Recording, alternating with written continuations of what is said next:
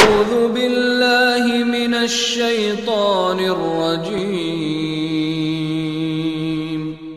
بسم الله الرحمن الرحيم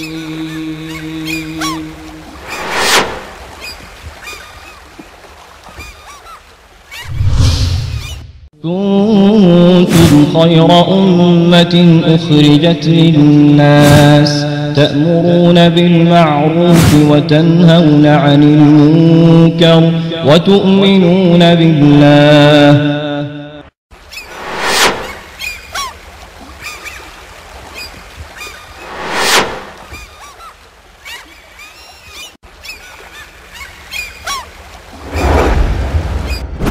اللہ کے رسول صلی اللہ علیہ وسلم کے جو حقوق ہیں کہیں بھی علماء نے نہیں ذکر کیا ہے کہ آپ کے لیے قربانی کیا جائے، آپ کے لیے روزہ رکھا جائے، آپ کے لیے عمرہ کیا جائے، آپ کے لیے حج کیا جائے، اور نہ سلف کا اس پر یہ عمل رہا ہے۔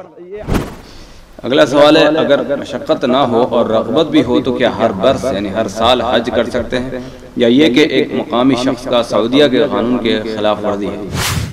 اگر کوئی آدمی ہر سال ہیلے سازی بہانے سے چوری کے راستے سے بھاگ کر کے ادھر ادھر ہے نا سے جا رہا ہے، ظاہر بات یہ اپنا حج جب کر چکا ہے تو یہ خلاف ورزی ہے۔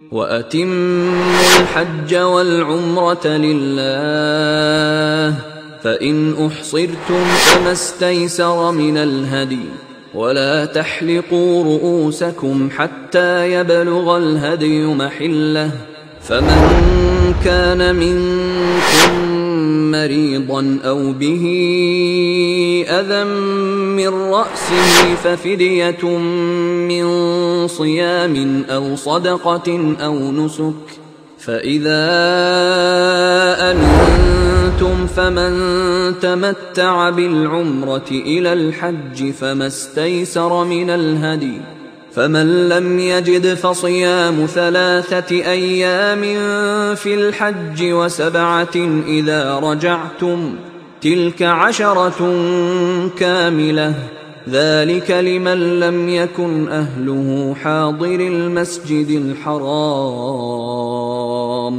وَاتَّقُوا اللَّهَ وَاعْلَمُوا أَنَّ اللَّهَ شَدِيدُ الْعِقَابِ۔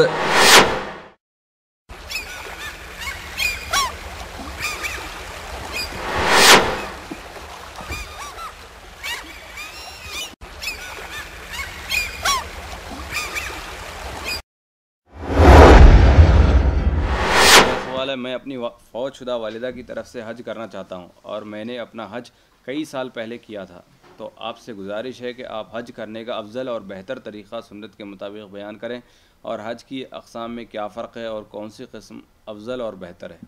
تو پوری تقریر ہے بھائی۔ دیکھیے، وہی بات دہرائی جا رہی ہے کہ آیا آپ کی والدہ کے اوپر حج فرض تھا یا فرض نہیں تھا؟ اگر حج فرض تھا تو آپ بہتر ہے کہ ان کی طرح حج تمتع کیے، اس لیے کہ حج کی تینوں افراد، قران اور تمتع میں سب سے افضل کیا ہے؟ تمتع ہے۔ حج میں تینوں طریقوں میں کیا طریقہ افضل ہے؟ تمتع کا ہے کہ انسان میقات سے احرام باندھے، مکہ پہنچ کر کے عمرہ کر کے فارغ ہو جائے، پھر 8ویں ذی الحجہ کو حج کا احرام باندھ کر کے حج کے کام کرے۔ قران یہ ہے کہ میقات ہی سے حج اور عمرے دونوں کا احرام باندھے۔ افراد یہ ہے کہ میقات سے صرف حج کا احرام باندھے۔ اس میں سب سے افضل ظاہر بات کون سا طریقہ ہے؟ تمتع کا ہے۔ تو اگر کرنا چاہتے ہیں والدہ کی طرف سے تو کون سا حج کریں آپ؟ اور اگر آپ کے اوپر کئی سال گزر چکے ہیں، 5 سال 6 سال گزر چکے ہیں، تو آپ زیادہ حقدار ہیں کہ آپ اپنی طرف سے حج کریں اور والدہ کے لیے دعائیں کریں۔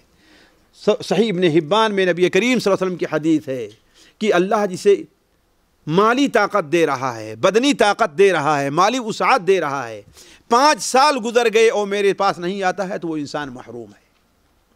وہ انسان کیا ہے؟ محروم ہے۔ لہذا آپ کو حج اپنی طرف سے کرنا چاہیے، والدہ کے لیے دعا کرنا چاہیے۔ البتہ آپ چاہیں، آپ کا دل نہیں مطمئن ہے تو والدہ حج کر سکتے ہیں، بہتر حج کیا ہے؟ تمتع ہے۔ جی اگلا سوال ہے، حج قران کی نیت سے احرام باندھ کر نکلا، یعنی ایک شخص کہتے ہیں کہ وہ حج قران کی نیت سے احرام باندھ کر نکلا. پھر بعد میں میرے ساتھی جو حج میں میرے ساتھ تھے انہوں نے حج افراد کی نیت کی تھی, تو پھر میں نے بھی راستے میں مکہ پہنچنے سے پہلے اپنی نیت تبدیل کر لی اور افراد حج بھی کر لیا. تو کیا میرا یہ حج درست ہے؟ آپ کا حج درست نہیں ہے. قران کو افراد میں نہیں بدلا جا سکتا. قران کو افراد میں, تمتع کو افراد میں بدلا نہیں جا سکتا ہے. آپ کے اوپر ایک قربانی واجب ہے, آپ اس کو ذبح کیجیے. قربانی اس لیے کہ قربانی چھوڑا ہے انہوں نے, قربانی چھوڑا ہے, وہ آپ کے اوپر واجب ہے. آپ مکے میں ایک جانور ذبح کیجئے بطور حج کے. آپ کا حج قران ہی رہے گا, افراد میں آپ کی نیت سے بدلے گا نہیں. لہذا آپ نے قربانی چھوڑی ہے, وہ آپ ذبح کیجئے. البتہ نیچے سے اوپر جا سکتے. جی ہاں, افراد ہے, افراد کو قران یا تمتع میں بدل سکتے ہیں, قران کو تمتع میں بدل سکتے ہیں, تمتع کو قران اور افراد میں نہیں بدل سکتے, اور قران کو افراد میں نہیں بدل سکتے. تمتع کو قران میں نہیں بدل سکتے الا یہ کہ مجبوری ہو کوئی. جیسے حضرت عائشہ رضی اللہ تعالیٰ عنہ کو مجبوری ہوئی کہ وہ عمرہ نہیں کر سکی تو بدل دیا. کوئی آدمی جا رہا, اس کا ایکسیڈنٹ ہو گیا یا گاڑی خراب ہو گئی, وہ عمرے کا موقع اب اس کو پہلے نہیں مل رہا ہے, 8ویں ذی الحجہ ہو گئی, تو اب اسے چاہیے کہ اپنے حج تمتع کو قران میں بدل دے, ورنہ نہیں. اگلا سوال ہے ملتزم کیا ہے اور وہاں دعا کیسے کی جائے, اس کی کیفیت کیا ہو؟ ملتزم خانہ کعبہ کے دروازہ اور حجر اسود کے درمیان کا جو یہ حصہ ہے یہ ملتزم کہلاتا ہے. یہ ملتزم کہلاتا ہے. اس سلسلے میں حضرت عبداللہ ابن عباس کی ایک روایت ہے جسے بہت سے علماء نے, جس میں علامہ البانی رحمہ اللہ ہیں, اپنی صحیحہ کی 4 جلد میں اس حدیث کو صحیح قرار دیتے ہیں. اس حدیث کو صحیح قرار دیتے ہیں, اور بعض تابعین اور صحابہ کے عمل سے اس کا ثبوت بھی ہو رہا ہے. بعض تابعین اور صحابہ کے عمل سے اس کا ثبوت ہو رہا ہے کہ وہاں انسان چمٹ کر کے اپنے عمرے سے فارغ ہو, خواہ رخصتی کے وقت ہے یا اس سے پہلے ہے, اپنے سینے اور اپنے چہرے, اپنے ہاتھوں کو ایسے دیوال پر رکھ کر کے اللہ تعالیٰ سے دعا کرے. یہ کیا ہے؟ ملتزم. التزام کے معنی کیا ہوتا ہے؟ وہ چمٹ جانا. تو اسے بہت سے علماء مستحب کہتے ہیں. امام ابن تیمیہ رحمہ اللہ نے بھی اسے کیا ہے؟ مستحب رکھا ہے. ہمارے عصر حاضر کے عظیم محدث اور علماء علامہ البانی رحمہ اللہ نے بھی اسے مسنون قرار دیا ہے. لہذا اس میں کوئی حرج کی بات نہیں ہے. اگلا سوال ہے حجر اسود کیا ہے, اس کی کیا فضیلت ہے اور اس کی کیا تاریخ ہے؟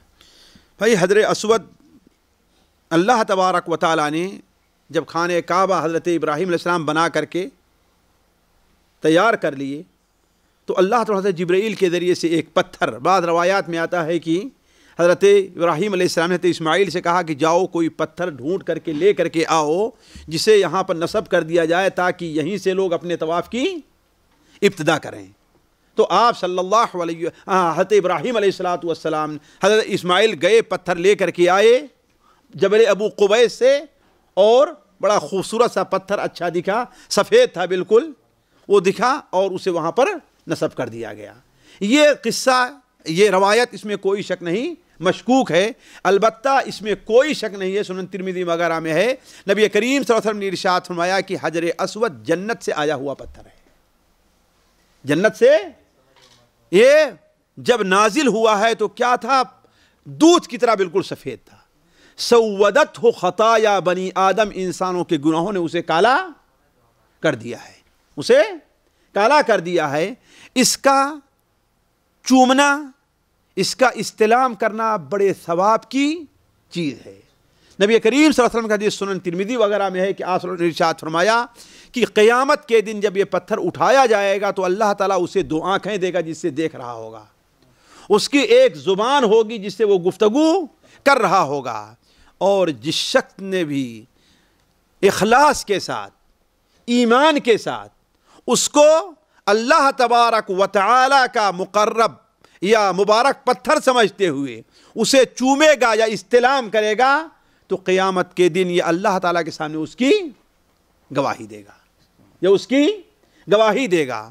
اور اس کی ایک بہت بڑی حکمت حضرت عبداللہ ابن عباس رضی اللہ عنہ بیان فرمائی, وہ یہ ہے کہ دیکھیے کوئی شخص جب کسی کے ہاں مہمان جاتا ہے اگر وہ شخص لوگوں کے سامنے نہ آئے، اپنے بڑے درباریوں سے کہے بھائی ان لوگوں کو کھلا کر کے واپس کر دو، تو آدمی کو کیا ہے، اطمینان نہیں ہوگا، بلکہ یہ چاہیں گے کہ جس کے یہاں آئے ہیں اس سے ہم دیکھیں، اس سے ملاقات بھی کریں۔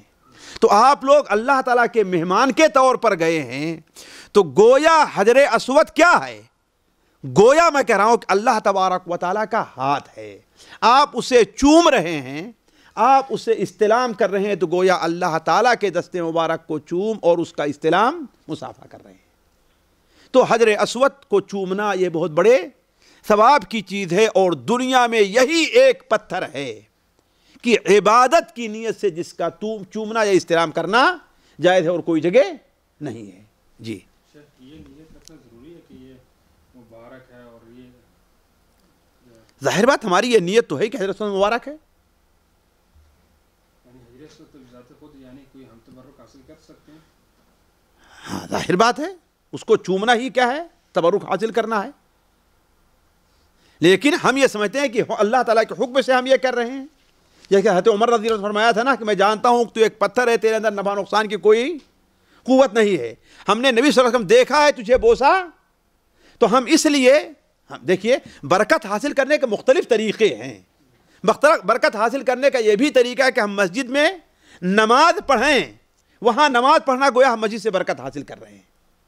تو حجر اسود کا بوسا دینا گویا کہ ہم اس سے برکت، یعنی اس کا جو ہمیں ثواب مل رہا ہے وہ حاصل کریں۔ تو برکت حاصل کرنے کے صرف یہی نہیں کہ وہ چھونا اور یہ برکت جیسے ہماری مل جا رہی ہے، ہماری کوئی بیماری دور ہو جائے گی، نہیں، اس سے جو ہمیں ثواب مل رہا ہے یہ چیز برکت ہے، باعث برکت ہے کہ اللہ تعالیٰ کے نزدیک ہماری گواہی دے گا ہمارے حق ہونے کی، ہمارے مومن ہونے کی، کہ ہاں اس نے حالت ایمان میں آ کر کے مجھے چوما تھا، ہمیں استلام کیا تھا، یہ اصل برکت ہے۔ اگلا سوال ہے، کیا افضل جگہ اور اوقات میں نیکی اور برائی میں اضافہ ہوتا ہے، اور ایک حاجی کو کن چیزوں کو کثرت سے کرنا چاہیے اور کون سی چیزوں سے بچنا چاہیے؟ بھائی دیکھیے، تعین یا تحدید کرنا تو مشکل کام ہے، لیکن عمومی طور پر اس میں کوئی شک نہیں ہے، مبارک اوقات میں اور مبارک جگہوں میں نیکی کے کام کی اہمیت زیادہ ہوتی ہے اور گناہ کی قباحت بڑھ جایا کرتی ہے۔ جیسے مسجد ہے، وہاں نماز پڑھنا اور گھر میں نماز پڑھنا فرض دونوں برابر نہیں ہو سکتے، ہے کہ نہیں ہے؟ مسجد میں بیٹھ کر کے جھوٹ بولنا اور باہر جھوٹ بولنا دونوں برابر، اس میں تو کوئی شک نہیں ہے، لیکن تحدید کرنا کہ ہاں بھائی کتنا ثواب ملے گا اور کتنا گناہ ہوگا، یہ ہر چیز کے بارے میں مشکل ہے، صرف وہی تحدید کی جائے گی جس کے بارے میں تحدید وارد ہے۔ البتہ حاجی کا معاملہ یہ ہونا چاہیے، جو سوال کا دوسرا حصہ ہے، کہ حاجی ہر وہ نیک عمل کرے جو اللہ تعالیٰ کی قرب کا ذریعہ ہو، کثرت سے ذکر اذکار کرتا رہے، توبہ اور استغفار کرتا رہے، حرم شریف میں ہے تو نماز پڑھے، طواف کا موقع مل جائے طواف کرے، عرفہ کے اندر کثرت سے دعائیں کرتا رہے، اور حاجی ہر قسم کے گناہ کے کام سے پرہیز کرتا رہے۔ فَمَنْ فَرَضَ فِيهِنَّ الْحَجَّ فَلَا رَفَثَ وَلَا فُسُوقَ وَلَا جِدَالَ فِي الْحَجِّ، یہ چیز، اس کا التزام اگر حاجی نے کر لیا تو انشاءاللہ اس کا حج مقبول ہوگا۔ جی، جس شخص نے حجر اسود کا استلام کیا، اس کا ہاتھ چومنا یا اس کو نہیں، یہ بدعت ہے۔ جی، کیوں؟ اس لیے کہ یہ ثابت نہیں ہے صحابہ کرام اللہ کے رسول صلی اللہ علیہ وسلم سے۔ جی لاٹھی کو اگر لگا کر اس کو چومتے ہیں تو ہاں تو ٹھیک ہے، اس لیے کہ ہماری مجبوری ہے کہ ہم وہاں نہیں پہنچ پا رہے ہیں، یہ طریقہ اللہ کے رسول سے ثابت ہے، یہ اللہ کے رسول سے ثابت ہے، لیکن یہ ثابت نہیں کوئی آدمی ہے تو بوسا تو اس کے بوسا تم لے لو، یہ نہیں ثابت ہے۔ دیکھیے یہ تعبدی چیزیں ہیں، عبادت ہیں، اس کو وہیں تک رکھا جائے گا جتنا حدیث کے اندر ثابت ہے، اس پر قیاس لا قیاس مع النص، نص کے مقابلے میں قیاس نہیں ہے۔ جی اگلا سوال ہے، اللہ نے حج کو ہر مسلمان پر فرض کیا، جو اس کا انکار کرے وہ دائرہ اسلام سے خارج ہو جاتا ہے، تو اللہ نے جو ہر مسلمان پر فرض کیا ہے، اس کا قرآن و حدیث صحیح حدیث میں کیا وجہ بتلائی گئی ہے، اس کا مقصد کیا ہے؟ بھائی دیکھیے، یہ چیز ہر عمل کی کیا حکمت ہے، اس کے پیچھے پڑنا یہ چیز اچھی بات نہیں ہے۔ اچھا پیچھے پڑے یہ کہ اللہ نے اس کا ہمیں حکم دیا ہے تو اس کی کوئی حکمت ہوگی، لیکن اس کی اہمیت کے اندر کوئی فرق نہیں پڑے، حکمت معلوم ہو یا معلوم نہ ہو، لیکن یہ کہ جب تک حکمت معلوم نہیں ہوگی تب تک ہم اس کی اہمیت کو نہیں مانیں گے. یہ چیز کیا ہے؟ غلط ہے. حج کی سب سے اہم حکمت یہ ہے ساتھیوں کہ کوئی بھی شخص کسی سے محبت جب کرتا ہے تو اس کو دیکھنا چاہتا ہے, اس کے گھر جانا چاہتا ہے, اس کی زیارت کرنا چاہتا ہے کہ نہیں ہے؟ کسی سے آپ کو محبت اور دوستی ہوگی تو آپ اس کا دیکھنا چاہیں گے نا, اس کے خاص طور پر اگر آپ بلایا ہے تو آپ اس سے ملاقات کرنا چاہیں گے نا. اسی طریقے سے ایک مومن کو سب سے زیادہ محبت کس سے ہے؟ اللہ تعالیٰ سے. اور مومن اللہ تبارک و تعالی کے یہاں جانا چاہتا ہے, لیکن ظاہر بات ہے عام کے یہاں جانے پر اس کو قیاس نہیں کر سکتے, لیکن اس کا ایک حد رکھی ہے اللہ تبارک و تعالی نے کہ دنیا میں اپنا ایک گھر بنایا, وہاں اپنا ایک شہر بنایا اپنے عبادت کے لیے, وہاں پر اپنا ایک گھر رکھا تاکہ لوگوں کا جو جذبہ ہے کسی کی زیارت کا, کسی کے ہاں جانے کا, وہ جذبہ بھی پورا ہو جائے. اسی لیے حضرت عبداللہ ابن عباس نے کیا بیان فرمایا ہے کہ حجر اسود گویا اللہ تعالیٰ کا ہاتھ ہے, یمین اللہ, اللہ کا دایاں ہاتھ ہے, جو آدمی اسے کر رہا ہے گویا اللہ تعالیٰ سے مصافحہ کر رہا ہے. اسی طریقے سے حج کی ایک بہت بڑی حکمت یہ بھی ہے ساتھیوں کی, حج کا اگر کوئی آدمی اہتمام کر لے تو تقوی حاصل کرنے کا یہ بہت اہم ذریعہ ہے.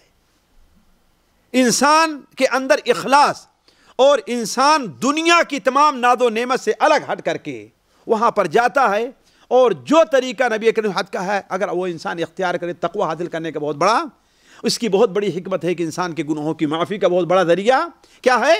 حج ہے. اس طریقے سے حج کے بہت سے فوائد اور بہت سے مقاصد ہیں. جی اگلا سوال ہے, جب ہم لوگ حج کو جاتے ہیں اور مدینہ کی زیارت وغیرہ کو بھی جاتے ہیں تو بعض لوگ مدینہ جانے والوں کے ہاتھ نبی صلی اللہ علیہ وسلم کو سلام بھیجتے ہیں, اس کا کیا حکم ہے؟ بھائی مجھے اب تک کسی سلف کا کوئی قول, کسی صحابی کا کوئی عمل اس کے بارے میں نہیں مل سکا ہے, اس کے بارے میں نہیں مل سکا ہے. سننے میں آیا ہے یا کہیں ہم نے پڑھا کہ حضرت عبداللہ ابن عمر کبھی یہ کہا کرتے تھے, لیکن اس کی صحت میرے نزدیک ثابت نہیں ہے, لہذا میں خاموشی اختیار کرتا ہوں. جی یعنی کیا مدینہ کی زیارت کرنا حج کا ایک حصہ نہیں, حج کا کوئی حصہ نہیں ہے, حج سے کوئی تعلق نہیں ہے. شاید وہ سوال آگے آئے دیکھیں. جی جی. اگلا سوال, کیا بچپن نابالغ لڑکا لڑکی کے حج کرنے سے فریض حج ادا ہوگا؟ نہیں. حضرت عبداللہ ابن عباس نے بیان فرمایا کہ جو شخص جو بچہ بالغی سے پہلے حج کرے وہ اس کے بعد دوبارہ حج کرے, جو غلام آزادی سے پہلے حج کرے اس کے بعد دوبارہ وہ حج کرے. جی اگلا سوال ہے, سعودی عرب میں عموماً دیکھا گیا کہ جو قافلے حملے لوگوں کو حج کے لیے لے کر جاتے ہیں, اس قافلے کے ذمہ دار میقات سے گزرتے ہیں مگر احرام نہیں پہنتے, اور پھر 9 ذی الحجہ کو عرفات میں احرام پہن لیتے ہیں اور کہتے ہیں کہ ہم ایک دم دے دیں گے کیونکہ ہم نے میقات سے گزرا مگر احرام نہیں پہنا, اور یہ کام ایسے لوگ تقریباً ہر سال کرتے ہیں, تو کیا اس طرح کرنا جائز ہے, اور نہیں تو اس کی کیا دلیل ہے؟ اللہ کی پناہ, ایسے لوگ بڑے محروم ہیں اور حج کی اور اللہ کی اہمیت کو نہیں سمجھتے ہیں, محروم ہیں یہ لوگ, اور ان کا مقصد, اس کا مطلب ہے کہ صرف تجارت ہے, بس صرف تجارت ہے. کوئی بھی شخص, بلکہ کل ہم نے کہا تھا شاید کہ کہیں ایک جگہ سے دوسری جگہ جانے کے لیے, ایک ملک سے دوسرے ملک جانے کے لیے ویزا لینا پڑتا ہے, کہ بغیر ویزے کے چلے جائیں گے آپ لوگ. جی اسی طریقے, یعنی بس کریں, ویزا لینا پڑتا ہے. اسی طریقے سے اللہ تعالیٰ کے گھر جانے کے لیے ویزا بھی لینا پڑتا ہے, اور وہ ویزا کیا ہے؟ میقات سے احرام باندھنا. جیسے ایمبیسی سے ویزا لینا ہے ہی نہیں لینا ہے, ایسے ہی اللہ تعالیٰ نے چاروں طرف سے کیا ہے, ایک جگہ متعین کر, چاروں طرف جگہ متعین کر دی ہے, وہاں سے ویزا لیجئے, یعنی احرام باندھیے آپ, تب اس کے بعد آپ آگے جائیے, ورنہ آپ کے لیے جانا جائز نہیں ہے, حرام ہے. اب وہ شخص بڑی دلیری کے ساتھ جا رہا ہے اور ویسے, اور کہتا ہم ایک دم دے دیں گے. یہ کیا ہے؟ یہ تو اسی طریقے سے ہے کہ ہاں بھائی آپ کو ہم ایک تھپڑ مار رہے ہیں, کیا کرو گے؟ ہمیں بھی ایک تھپڑ مار لو گے اور کیا کرو گے؟ یہ کوئی بات ہوئی نہیں. آپ کسی کو ایک تھپڑ مارے, اس کے بعد کیا ہے, 10 یا 100 ریال دے دیں, ہالو بھائی, یہ تو مذاق ہے. اللہ تعالیٰ کے حج کے مقاصد میں ایک مقصد اور حج کے فوائد میں سے ایک فوائد, بلکہ یہ کہیے حج کے کاموں میں سے ایک کام یہ ہے کہ شعائر اللہ کی تعظیم ہے. یا ایھا الذین آمنوا لا تحلوا شعائر اللہ ولا الشہر الحرام ولا الہدی ولا القلائد. ہے کہ نہیں ہے؟ اے ایمان والو، اللہ کے شعائر کی بے حرمتی نہیں کرنا چاہیے۔ میقات اللہ کے شعائر میں ہیں، حج اور عمرہ کرنے والے کو بغیر احرام باندھے وہاں سے گزر جانا حج کے شعائر، اللہ کے شعائر کی بے حرمتی ہے، اللہ کے شعائر کی بے حرمتی ہے۔ وہ شخص کون سا حج کرنا چاہتا ہے؟ اللہ نے پیسہ دیا ہے، دم دے دیے کافی ہوگا؟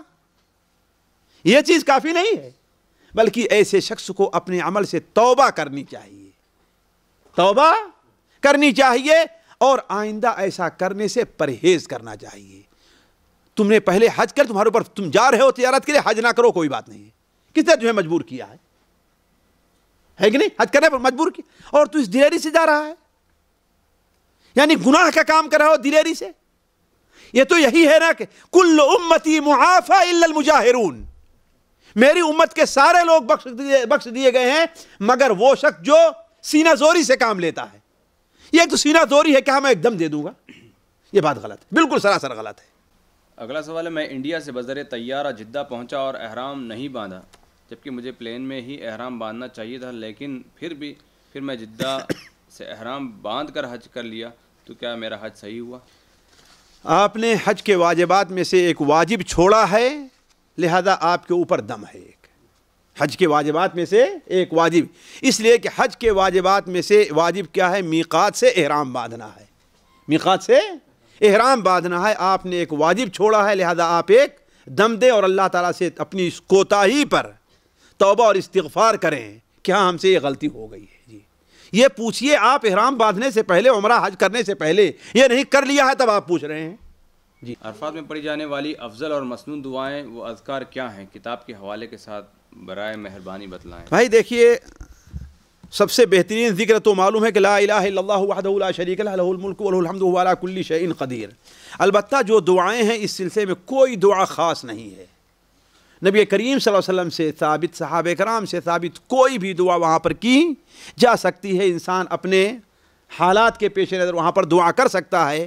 اور یہ بھی بتا دوں کہ شیخ ابن باز رحمہ اللہ کی جو کتاب حج سے متعلق چھپی ہے، عربی میں، اردو میں، دوسرے میں، اس کے آخر میں ایک لمبا مجموعہ دعاؤں کا ذکر کر دیا گیا ہے، اسے کسی کو نہیں معلوم ہے تو دیکھ کر کے انسان پڑھ سکتا ہے۔ اور عمومی طور پر حج کی کتابیں جو اس سلسلے میں ہیں، وارد ہیں، ہم نے دیکھا ہے کہ ان میں دعائیں مذکور ہیں، انسان کو اپنے طور پر یاد نہیں تو اس میں دیکھ کر کے دعاؤں کو پڑھ لینا چاہیے۔ احرام پہننے کے بعد لوگ 2 رکعت نماز پڑھتے ہیں، تو کیا یہ نماز پڑھنا سنت سے ثابت ہے؟ دیکھیے، نبی کریم صلی اللہ علیہ وسلم نے نماز کے بعد احرام باندھا تھا، لیکن وہ نماز فرض نماز تھی۔ اب سوال یہ ہے کہ کیا اگر کوئی شخص احرام باندھے تو اس سے پہلے 2 رکعت پڑھے یا نہ پڑھے؟ تو بہتر ساتھیوں یہ ہے کہ کسی نماز، فرض نماز کا وقت ہے تو اس کے بعد احرام باندھے، خواہ اسے 10 منٹ، 15 منٹ، آدھا گھنٹہ انتظار ہی کرنا پڑے۔ اور اگر نہیں تو وہاں پر نہا رہا ہے، وضو کر رہا ہے، تحیۃ الوضو کی نیت سے، تحیۃ المسجد کی نیت سے 2 رکعت نماز پڑھ کر کے احرام باندھ لے، اس میں کوئی قباحت نہیں ہے۔ لیکن اگر کوئی نماز نہیں پڑھتا تو اس کے ثواب میں انشاءاللہ کوئی کمی نہیں ہوگی۔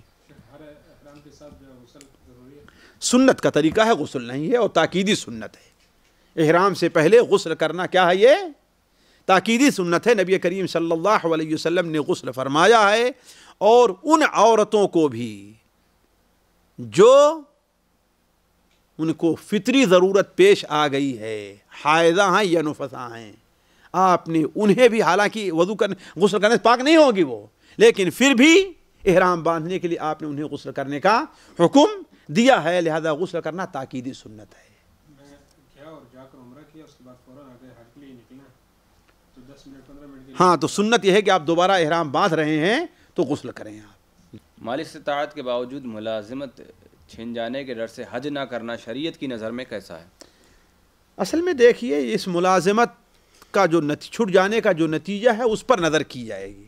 آیا ملازمت چھٹ جانے سے آپ کی روزی وغیرہ کا مسئلہ تو نہیں ہے، یا ایک ملازمت چھٹ گئی تو آپ کو دوسری ملازمت انشاءاللہ مل جائے گی۔ اس طریقے سے ہوا کرتا ہے بھائی، یہاں ایک آدمی یہاں آزاد ویزے پر ہے، ایک ملازمت چھٹ جائے گی تو دوسری ملازمت، یا ہندوستان میں اپنا کسی کمپنی میں کام کر ایک ملازمت دوسری ملازمت مل جائے گی۔ اگر ایسی ملازمت ہے تو حج کرنا ہے، ملازمت اگرچہ چھوٹ جائے، لیکن ایسی ملازمت ہے کہ اگر چھوٹ گئی تمہارے روزی روزی کا مسئلہ بعد میں کیا ہے، کھڑا ہو جائے گا، مشکل ہو جائے گا۔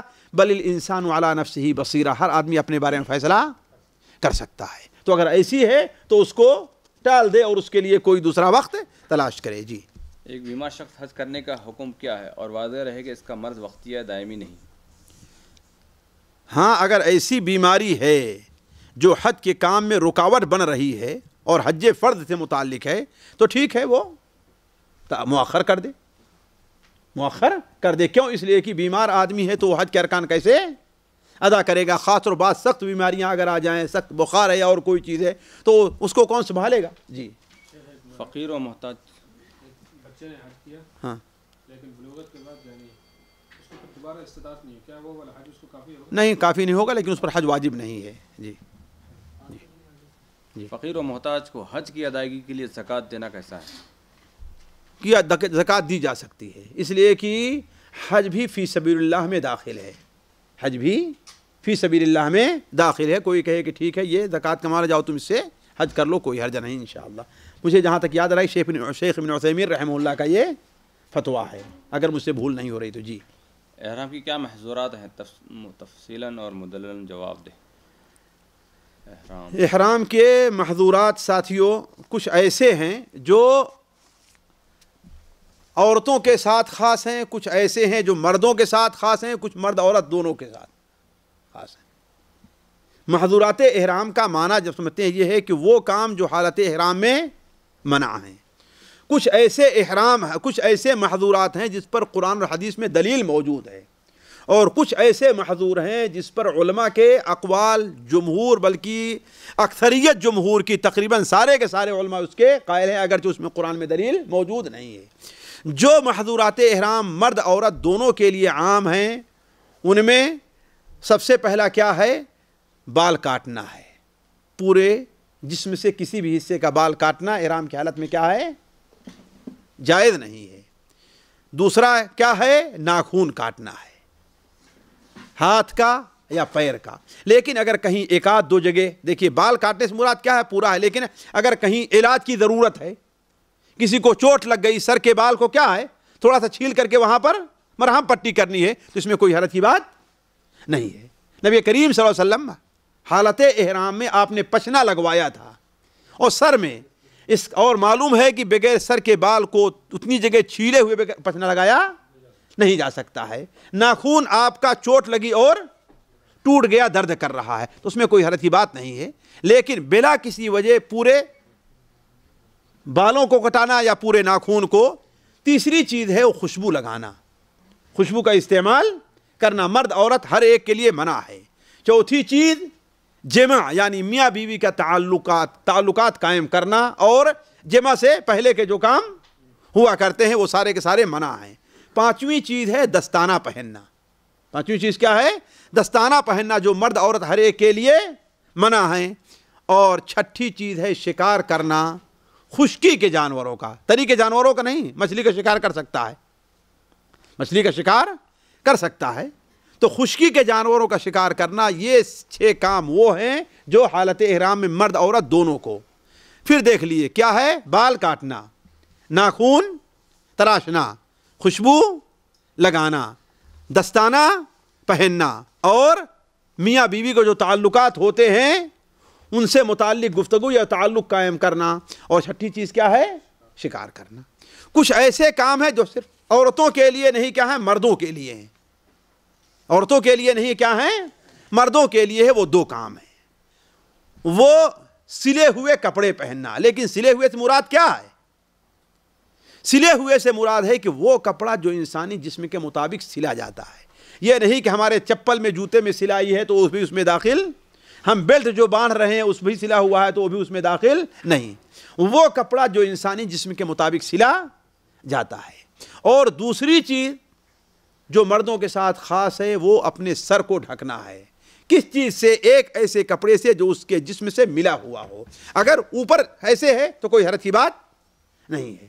اور جو عورت کے ساتھ خاص ہے وہ دو چیزیں ہیں، یا ایک چیز کیا ہے، وہ برقع یا نقاب پہننا ہے، برقع یا نقاب پہننا ہے۔ یہ تقریباً 9 یا 10 کے قریب ہیں جو کیا ہیں، محظورات احرام میں داخل ہے، یعنی حالت احرام میں ان میں سے کوئی کام نہیں کرنا ہے۔ اب اگر کوئی آدمی ان میں سے کوئی کام بھول کر کے کر لے رہا ہے تو انشاءاللہ اس پر کوئی حرج نہیں ہے، الا یہ کہ شکار ہو تو پھر اس کا فدیہ دے۔ ہاں جی ہاں۔ اور اگر کوئی آدمی کسی مجبوری کے تحت کر رہا ہے، کسی مجبوری کے تحت کر رہا ہے، یعنی مثال کے طور پر اس کے پیر میں کوئی ایسا زخم ہے، مرد کے لیے موزہ پہننا بھی کیا ہے، وہ ممنوعات احرام میں، شاید ہم نے اس کا ذکر نہیں کیا، ممنوعات احرام میں ہے کہ نہیں، موزہ پہننا بھی۔ دستانہ مرد عورت دونوں کے لیے ہے، لیکن موزہ عورت کے لیے نہیں، مرد کے لیے ہے۔ اس کے پیر میں کوئی زخم ہے کہ اس کے لیے مجبوری ہے موزہ پہننے کی، تو چاہیے تو یہ کہ وہ پاؤں کے نیچے سے کیا کرے، وہ کاٹ، گھٹنے ٹخنے کے نیچے سے کاٹ لے، لیکن نہیں کاٹ سکتا ہے تو کیا ہے، وہ پہنے گا، البتہ اسے فدیہ دینا ہوگا، یعنی 3 کاموں میں سے کوئی ایک کام۔ اگر محظورات احرام کوئی کام مجبوری استعمال کر رہا ہے تو ہے نا، اور اگر کوئی آدمی محظورات احرام کا ارتکاب بغیر کسی مجبوری کے کر رہا ہے تو انسان کیا ہوگا، گنہگار ہوگا اور اسے فدیہ بھی دینا پڑے گا۔ جی ہاں چلیے اگلا سوال، یعنی اسی سے متعلق دستانے اور نقاب پہن کر طواف افاضہ کرنا کیسا ہے، اور ایک عورت کا احرام کیسا ہونا چاہیے؟ بھائی طواف افاضہ عام طور پر جو کیا جاتا ہے وہ 10ویں ذی الحجہ کو عام طور پر جو کرتے ہیں لوگ تو کنکڑی مارنے کے بعد ہی کرتے ہیں۔ دیکھیے اس دن 4 کام ہیں جو بڑے اہم کیے جاتے ہیں۔ کس دن؟ 10ویں ذی الحجہ کو، کنکڑی مارنا، قربانی کرنا، بال چھلانا اور طواف کرنا۔ ان میں سے دوسرا کام جو ہے یعنی قربانی کرنا، یہ ہر ایک کے اوپر واجب نہیں ہے نا، ہر پر واجب نہیں ہے، لہذا باقی کئے کام بچے ہیں؟ 3 کام بچے ہیں۔ ان 3 کاموں میں سے جو بھی 2 کام انسان کر لے اسے تحلل اول جسے کہتے ہیں، چھوٹا حلال ہونا گویا کہ حاصل ہو جاتا ہے۔ وہ خوشبو لگا سکتا ہے، سلے ہوئے کپڑے پہن سکتا ہے، صرف اس کے اوپر محظورات احرام میں سے ایک چیز حرام ہے، بس وہ کیا ہے، میاں بیوی کا جو تعلق ہوتا ہے۔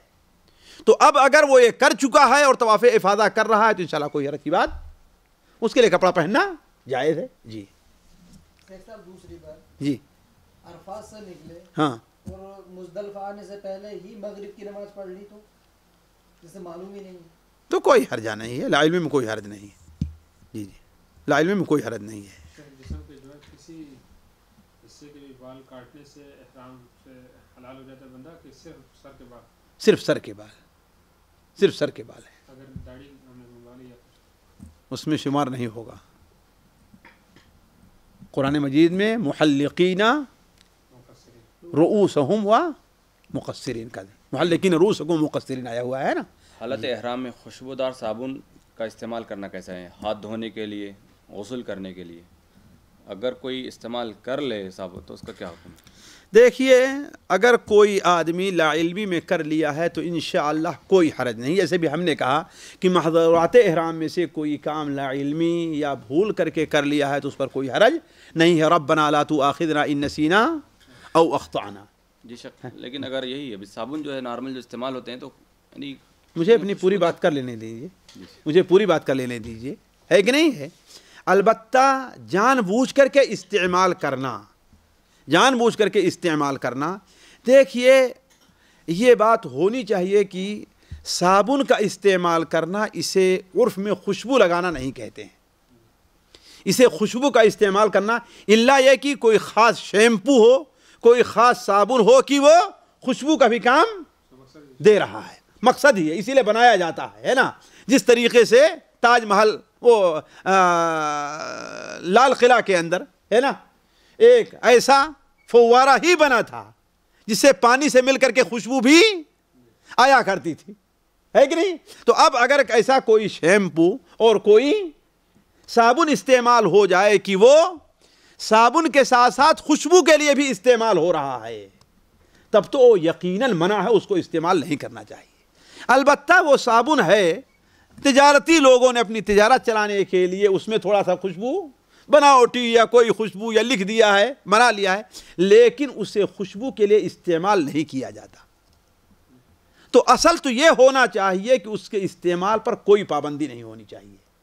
شیخ ابن عثیمین رحمہ اللہ نے اس مسئلے کو بڑی تفصیل سے بیان کیا ہے اور انہوں نے کہا ہے کہ اس پر کوئی پابندی نہیں ہونی چاہیے، لیکن احتیاط اسی میں ہے کہ انسان اس سے بچتا اور پرہیز کرتا رہے، ہے کہ نہیں؟ تو ہو گیا آپ کے سوال جواب؟ جی چلیے، یعنی اب ہم جو ہے نارمل صابن استعمال کر سکتے ہیں انشاءاللہ ہاتھ دھونے کے لیے۔ جی جی۔ اگلا سوال ہے کہ حقوق العباد میں کوئی سوال، یعنی حقوق العباد میں کثرت سے کوتاہی کرتے ہوئے کوئی حج کو چلا جائے تو اس کا حج کیسا؟ یعنی حقوق العباد، والدین کا حق ہو یا اللہ تبارک و تعالی، اللہ تعالی ہر مسلمان کو حقوق اللہ اور حقوق العباد کی ادائیگی کی توفیق عطا فرمائے۔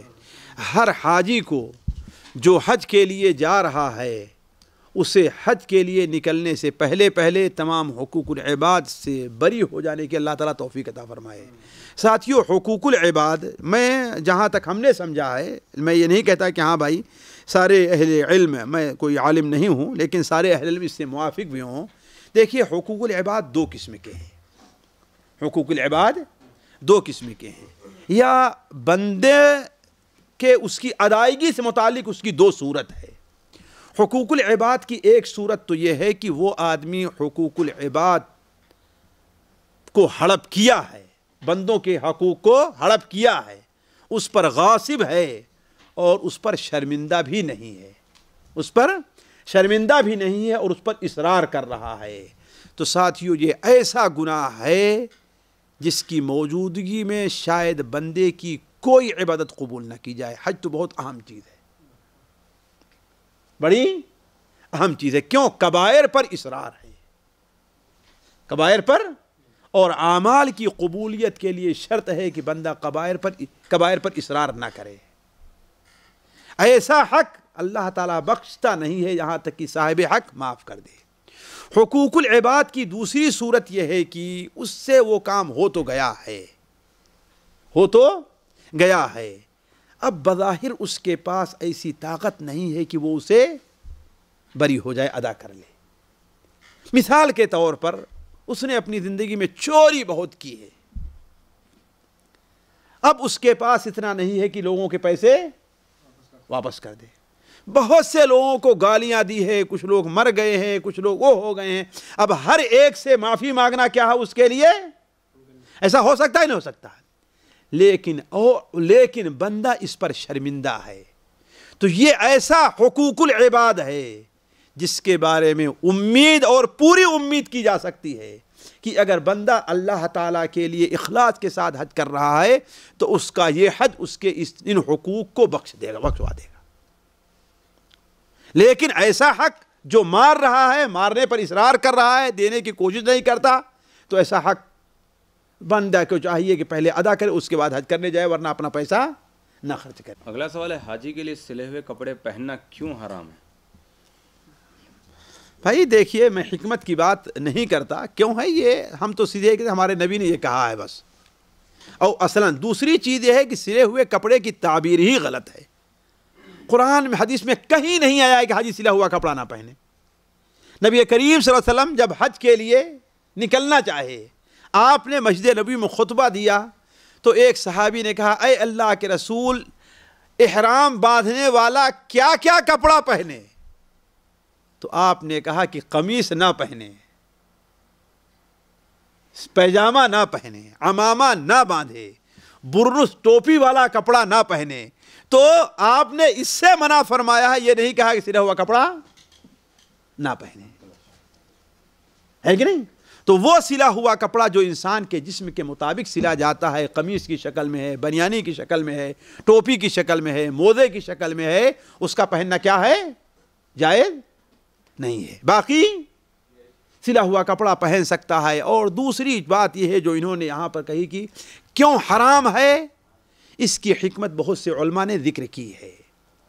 حکمت ایک تو یہ ذکر کی ہے کہ حج جو ہے انسان کو آخرت یاد دلاتا ہے، آخرت یاد دلاتا ہے، اور آخرت میں انسان کیا ہے، ننگے بدن ننگے سر اٹھایا جائے گا، اس کے اوپر کوئی کپڑا نہیں ہوگا۔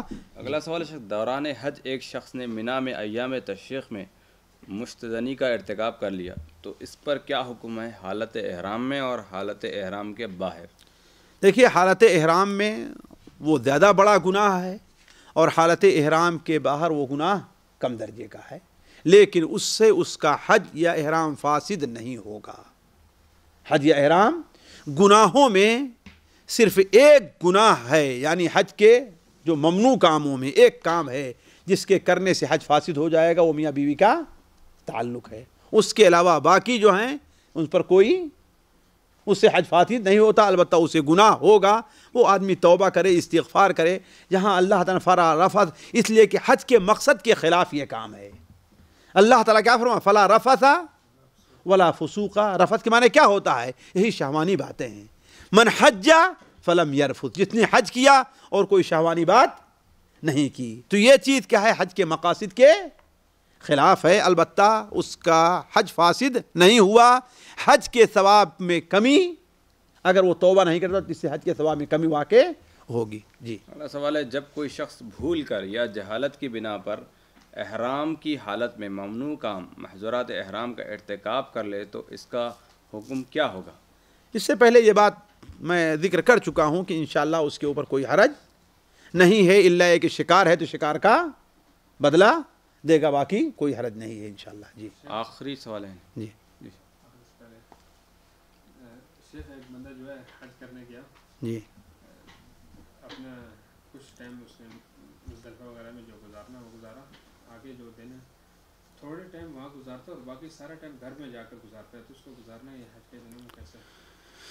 بھائی دیکھیے، اگر وہ شخص رات منا میں گزارتا ہے، دن اپنے گھر جا کر کے گزارتا ہے، تو ہم یہ نہیں کہیں گے کہ اس کے اوپر کوئی حکم لگ رہا ہے، لیکن اصل یہی چاہیے کہ یہ پورا وقت انسان کہاں گزارے؟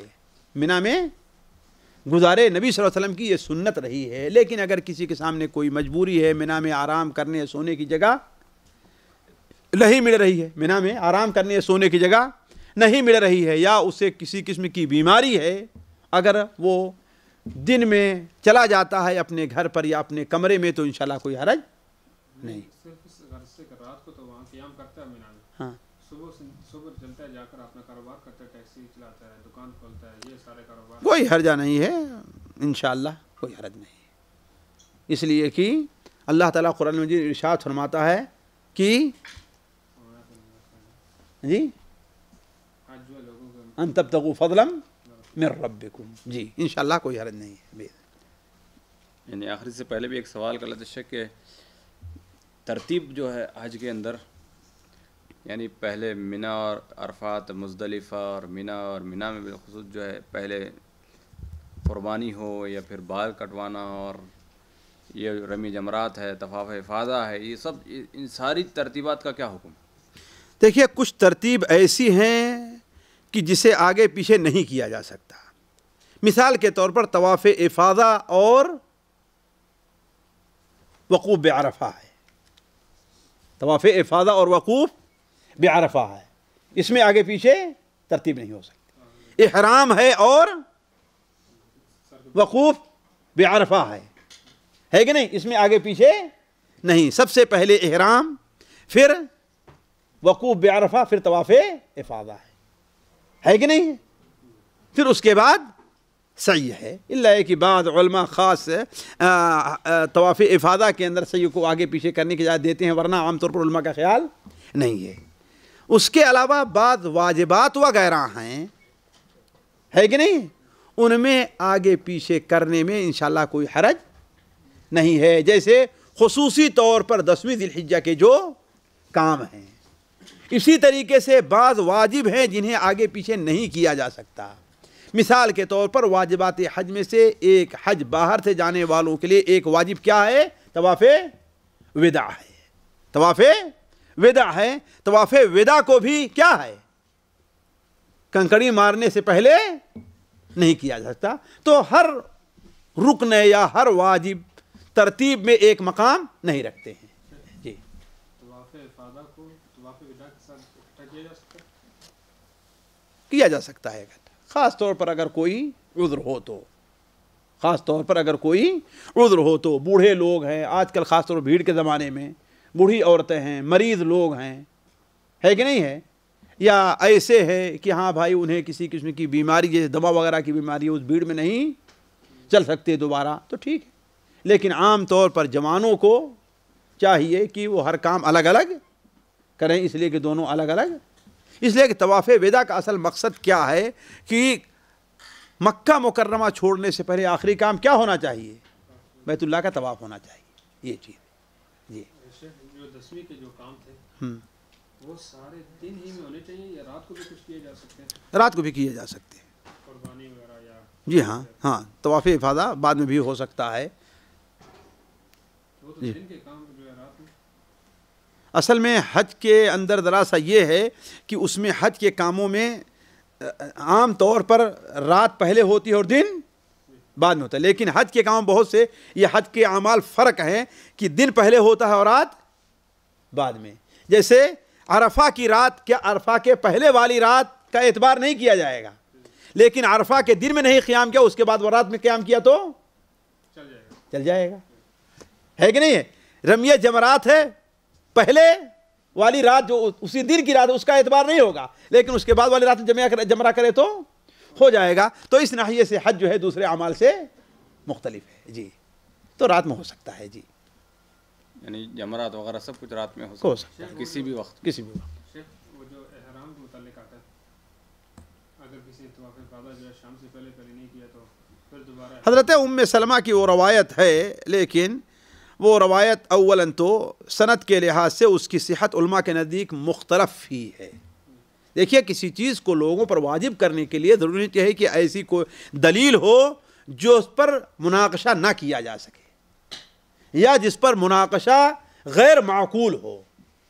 ایک چیز. دوسری چیز ایسا وہ عمل ہے کہ جس کے اوپر سلف میں سے کسی نے بھی عمل نہیں کیا ہے. صرف ایک تابعی عروہ کے بارے میں آتا ہے، عروہ ابن زبیر کے بارے میں، لیکن کیا انہوں نے واجبی طور پر کیا، استحبابی طور پر کیا، اللہ تعالیٰ بہتر جانتا ہے کہ نہیں ہے. تو اس حدیث، وہ حدیث معلول ہے، وہ حدیث صحیح نہیں ہے. ظاہر بات اس کا یہ موقع نہیں کہ اس کے اندر کیا علت ہے وہ سامنے رکھی جائے. جی اسی لیے آپ دیکھیں گے کہ اجماع تقریباً ہے اس کے خلاف ہے. علماء اہل حدیث غیر اہل حدیث سارے کے سارے طرف گئے کہ وہ حدیث. سوال ہے کہ قرضدار کے لیے قربانی کا کیا حکم ہوگا کہ قرض ہے اس کے اوپر بہت زیادہ، تو قربانی کرے گا نہیں کرے گا اور کب کرے گا؟ بھائی دیکھیے عام طور پر ہمارے دوستوں کا یہ حال ہے کہ ایک موبائل مہینہ 2 مہینہ رکھے، کوئی نیا ماڈل آیا تو اس کو بیچ کر کے اس میں قرض نہیں دیکھتے کہ ہمارے اوپر قرض ہے کہ نہیں قرض ہے. لیکن اللہ تعالیٰ کی عبادت کرنی ہے تو انسان کیا دیکھ رہا ہے؟ ہمارے اوپر قرض ہے. دیکھیے قرض 2 قسم کا ہے. ایک قرض تو وہ ہے کہ اگر آپ قربانی کرتے ہیں تو اس قرض کی ادائیگی میں رکاوٹ بن رہا ہے. قربانی کیا ہے؟ قرض کی ادائیگی میں رکاوٹ بن رہی ہے. تو ایسا قرض انسان کے اوپر ہے تو ظاہر بات اسے قربانی نہیں کرنی چاہیے، اپنا قرض ادا کرنا چاہیے. لیکن اگر ایسا قرض ہے کہ قربانی کریں یا آپ نہ کریں، یا قربانی کے قرض تو آپ کے اوپر ہے ہی، لیکن صرف قربانی کے بارے میں آپ یہ دیکھ رہے ہیں، بچوں کے کھلانے کے بارے میں، پہنانے کے بارے میں، اپنے اوپر خرچ کرنے کے بارے میں، اپنے موبائل کے بارے میں، اپنی گاڑی کے بارے میں، ان چیزوں کو نہیں دیکھ رہے ہیں، تو ایسا قرض قربانی میں مانع نہیں ہے، بلکہ ایسے شخص کو قربانی کرنا چاہیے. اور یہ امید رکھنی چاہیے، ہو سکتا ہے کہ اللہ تعالیٰ کے لیے جو ہم پیش، اسی برکت سے اللہ تعالیٰ ہمارے قرض کو ادا کر دے. جی ورنہ اس وقت تو حکومتیں قرض دار ہیں، کسی کے پاس قرض نہیں ہے کہ نہیں ہے؟ حکومتوں کے اوپر بھی آج قرض ہے. تو قرض کی مختلف شکلیں ہیں. آج بہت سے لوگ ہیں، واللہ تعجب ہوگا، بھائی زکوٰۃ کیوں نہیں دیں گے، ہمارے اوپر اتنا قرض ہے. بڑے بڑے تاجر سیٹھ ہیں نا، ارے بھائی ہم نے کتنا 10,000 اتنا لاکھ، لیکن اللہ کا حق دینے ہی کے بارے میں قرض دیکھ رہے ہیں، باقی دوسری چیز بارے میں قرض. ابھی بیٹے کی شادی کرنا ہو تو قرض نہیں دیکھیں گے. کسی وزیر کو کافر ہے، فاسق ہے، فاجر ہے، اسے دعوت دینی ہو تو قرض دیکھیں گے؟ نہیں قرض دیکھیں گے، بلکہ بڑے دلیری سے خرچ کر دیں گے.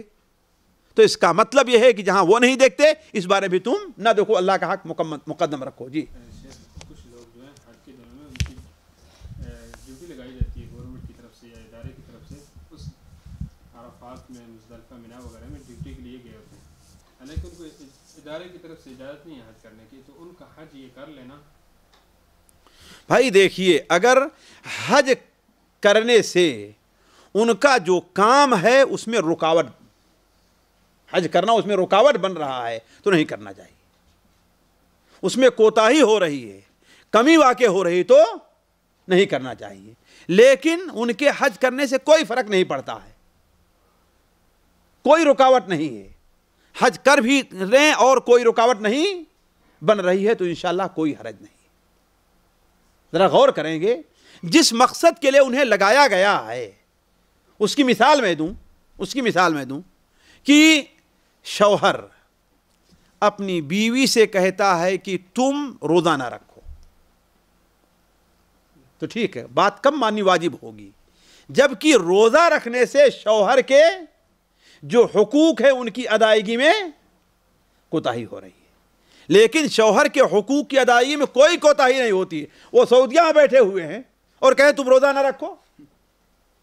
تو اگر حقوق کی ادائیگی، اس لیے کہ اس کو بھی حق بنتا ہے کہ اپنی آخرت کے لیے بھی وہ کچھ کرے، حق بنتا ہے. تو اگر حقوق کی ادائیگی میں کوئی کوتاہی نہیں ہو رہی، پورا حق ادا کر رہی ہے تو شوہر کی اطاعت واجب ہے، ایسے بارے میں نہیں ہے. تو ایسے ہی وہ جہاں پر گیا ہے، آیا جو کام اس کے ذمے لگایا گیا ہے، آیا اس میں کوئی کوتاہی ہو رہی ہے، کوئی کمی واقع ہو رہی ہے؟ اگر کوئی کوتاہی اور کمی واقع ہو رہی ہے تو اسے حج نہیں کرنا چاہیے. لیکن کوئی کوتاہی اور کوئی کمی واقع نہیں ہو رہی، پورا کام وہ کر رہا ہے، سارا کام کر رہا ہے، تو اس کی پھر اپنی جہت ذمہ دار کی اطاعت واجب نہیں ہے. ادارے کی طرف سے ڈیوٹی پوری کر رہا ہے جی، لیکن دوسری کسی جگہ جب وہ کام کے لیے جاتا ہے تو اس میں جو ہے انسان کی طرف تھکاوٹ ہو گئی، ٹائم زیادہ وہی ہم نے کہ اگر کوئی کوتاہی ہو رہی ہے، کمی ہو رہی تو نہیں کرے. لیکن کوئی کوتاہی اور کمی نہیں ہو رہی ہے تو ماننا ضروری نہیں. کوئی کوتاہی تو مطلب تھوڑی ہوتی ہے، نہیں، وہ بھی نہیں چاہیے. تھوڑی بھی نہیں، تھوڑی یعنی ملاحظے کے طور پر تھوڑی. بھائی اب تو یہ بات تو نہیں ہے کہ اب تھوڑی کی مقدار کیا ہے. اب تھوڑی کی مقدار آپ بتائیے تو ہم بتائیں کہ ہاں ہے کہ نہیں ہے. تھوڑی مطلب یعنی تھکاوٹ تو اتنی ہونی ہے، حج کرو تب بھی اتنی ہونی ہے، نہ کرو تب بھی وہی سستی کرنا ہے اس کو. ہاں تو پھر کوئی حرجہ نہیں انشاءاللہ. شک وہی کہ ابھی قربانی جو ہے، قربانی کا حج کرنے والا قربانی کر سکتا ہے نا کوئی؟ ہاں کر سکتا ہے، یعنی اپنے گاؤں میں اپنی جگہ کر سکتا ہے. جو قربانی کا ارادہ رکھ رہا ہے تو حج ذی الحجہ کا چاند دیکھنے کے بعد وہ بھی ناخن وغیرہ نہیں کاٹے گا. آخر میں یہ کہ حج اور قربانی میں ذرا فرق بتا دیں تاکہ جو ہے. جی ہاں، یہ بڑا لوگوں کو اشتباہ ہوتا ہے. ہمارے یہاں بدقسمتی سے ہے یہ کہ لوگ ترجمہ کرتے ہوئے ہدی کا ترجمہ بھی قربانی کرتے ہیں اور اضحیہ کا ترجمہ بھی قربانی کرتے ہیں. حالانکہ یہ دونوں کیا ہیں؟ مختلف چیزیں ہیں. حج کے کاموں میں سے ایک کام ہے. ہدی کیا ہے؟ حج کے اعمال میں سے ایک عمل ہے، ایک کام ہے. اور قربانی وہ ہے جو نبی کریم جو حضرت ابراہیم علیہ السلام کی سنت یا انبیاء کی سنت ہے کہ بقرعید کے موقع پر، عید الاضحیٰ کے موقع پر اللہ تعالیٰ کی رضا حاصل کرنے کوئی جانور قربان کیا جاتا ہے. اور دونوں کے شرائط. تو جو بال کاٹنا، ناخون کاٹنے سے ذی الحجہ کا چاند